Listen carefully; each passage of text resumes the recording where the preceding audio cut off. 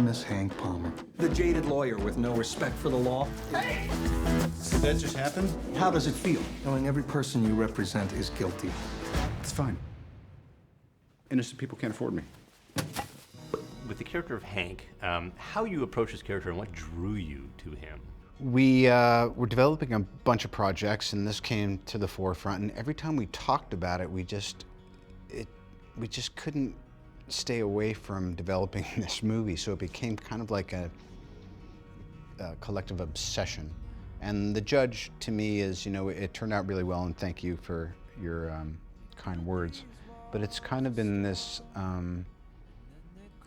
overdue departure, you know, for me, and with Susan producing, and in a way for Bob and for Vince and for Vera and you know, Billy Bob. Everybody felt that they were participating in something that was kind of different and special. Grandpa Palmer's dead too? No, Grandpa Palmer's dead to me. It's like a figure of speech. Henry?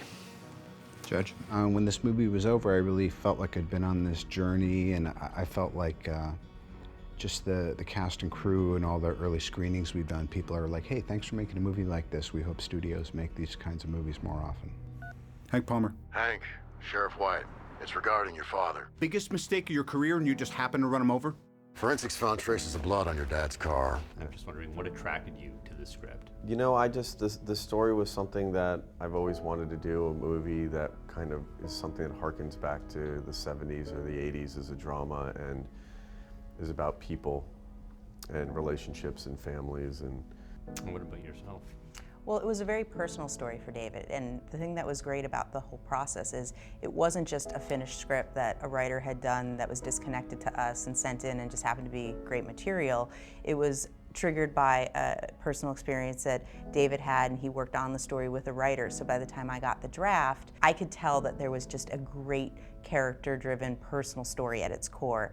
I have memories of us that I don't. Why? Was I tough on you? Yes. I did what I thought was right. There are a lot of negative aspects of the character, a lot of things you have to try to address and conquer. So once I committed myself to it, I had to jump in and do it. I can't stay. You're a lawyer, he is your father. You leave now, you will regret it.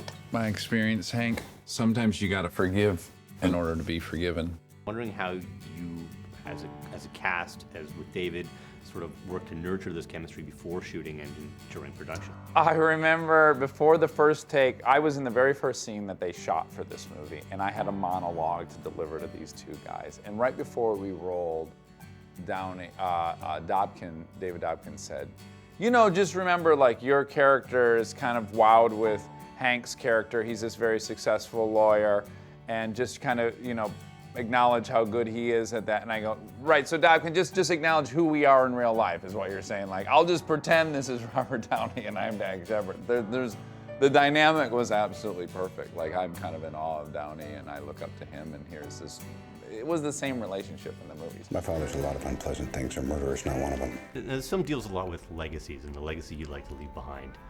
When you come out of a film like this, how does it change the way you think about your own legacy, and what is that legacy that you would like to leave behind? Well, I mean, this is an artifact now that we're able to go around and promote and enjoy that signals that, you know, you can make films that have the sorts of themes that are occasionally lacking in the overall menu of entertainment options, and that it can be a satisfying experience and that people can enjoy it. I'm going to impale your client on a first-degree murder charge, and you get a front row seat. You and I are finally done. Oh, we're not done.